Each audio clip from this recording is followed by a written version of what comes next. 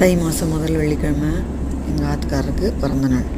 அன்றைக்கி திருநெல்வேலிக்கு போயிட்டு அங்கேருந்து சங்கரன் கோயில் போயின்ட்டுருக்கோம். சங்கரன் கோயிலில் மண் ரெடிமேடாக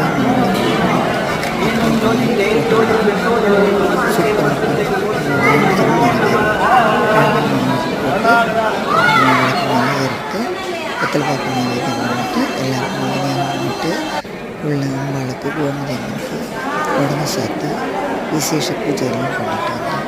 அங்கே மாலை போட்டு மரியாதையெல்லாம் பண்ணோம். ரொம்ப மனசு திருப்தியாக இருந்தது.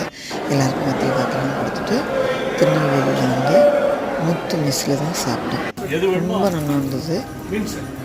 பியூர் வெஜிடேரியன், கிருஷ்ண பக்தர், ரொம்ப ஹைஜீனிக் ஃபுட்டு, வெஜிடபிள்ஸ், கீரை எல்லாமே இருக்கும்.